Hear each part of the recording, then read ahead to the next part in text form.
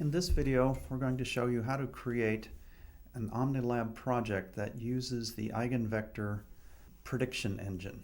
So to get started, start OmniLab. Let's create a new project. Before I do that, I'm going to need to elevate my privileges by entering the super user password.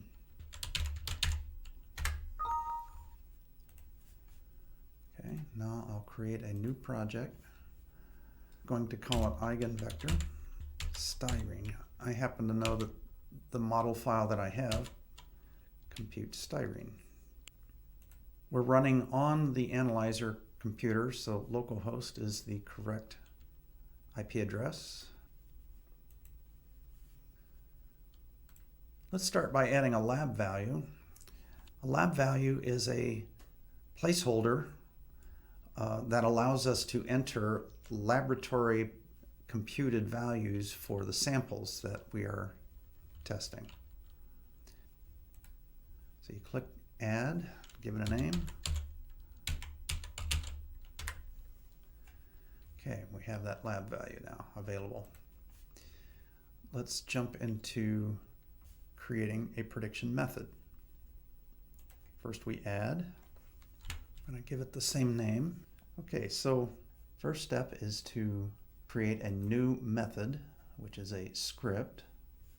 Take note of where we're going to keep this Python file. It's going to be underneath a project folder, which I have saved under my home directory, OmniLab projects. To get you started, we've populated this script with some Python code. I'm going to change all of this.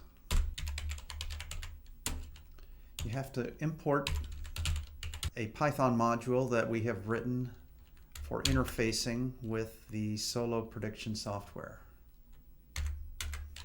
The next step is to get the wavelengths and the absorbances from the scan. Remember, scan is a reserved variable name in our environment. So now wavelengths is a vector of the wavelengths in the spectrum, and AUs is a vector of the absorbance values at each of those wavelengths. To invoke the Eigenvector Solo predictor, you simply do the following. We're going to set the answer, which is a reserved variable name that you have to set. We're going to set it equal to the result of this function call.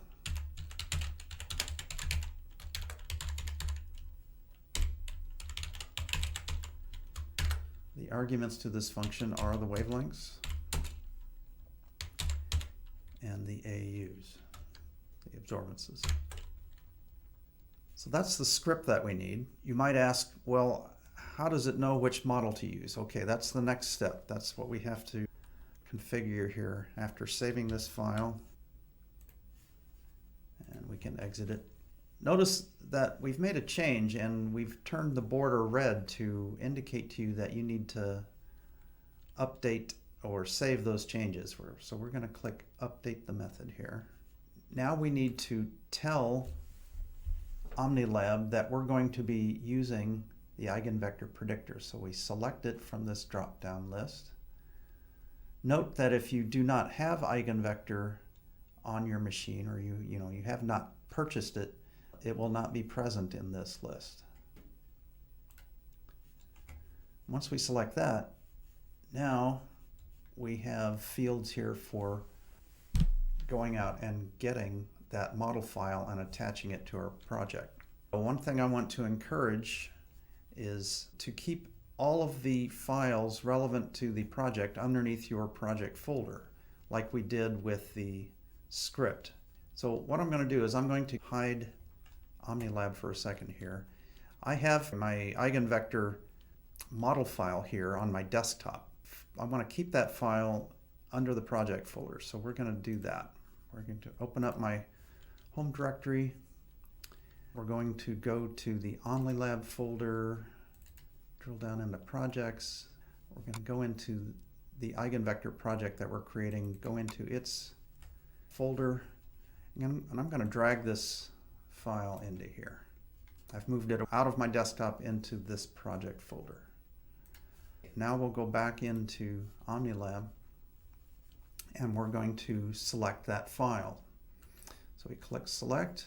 Underneath the project folder, we now see that file, so we're going to select it. Click open. OmniLab has gone out and read that file and gathered some information from it. First of all, it sees that this model file will predict a styrene value here. We call it Y predicted 1 styrene. And it also gives us the opportunity to select quality results that we want to have returned with the predicted value. And we're going to select the hoteling t-squared and the Q residuals. All right, and again, we need to save it. We've updated this screen, so it makes those changes permanent within the screen, but we still need to go over here and click Save on our project. Okay, now the project is completely saved. We've written our script, we've selected the model file that we want to use. The next step is to test run it and see if we get any results. Now, as you remember from before, we don't have any scans with which to run against, so we have a dummy scan that we keep for these situations for when you hit test run there. So OmniLab has invoked the Eigenvector Solo Predictor using the model file that we've selected and feeding it the wavelengths and absorbances of that dummy scan that we have, and it has produced some numbers. So these numbers really obviously don't mean anything in the real world, but they do show that the Solo Predictor ran and computed values. So we'll say OK to that. We are ready actually to collect data. I'm not going to perform a zero. We did that just the other day, and I know that the zero scan is still a good zero.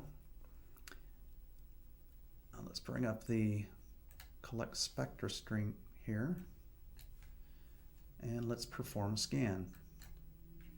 Notice also I skipped the channel configuration screen, which is here.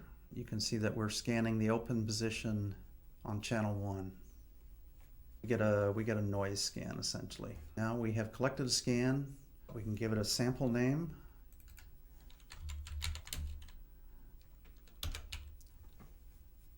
And you can enter a comment. If you want to record the date and time of when the lab computed the styrene level in our sample, you would enter it here. If the lab has provided you a value from that calculation, you can enter it here. And here you see the hoteling t-squared, the Q residuals, and the predicted value. So OmniView, when it collected that scan, it automatically ran the method script that we had written, which invokes the Eigenvector Solo Predictor, gotten the result back from that script, and entered it into the table for us. That's a brief description of how to create a prediction method that uses the Eigenvector Solo Predictor.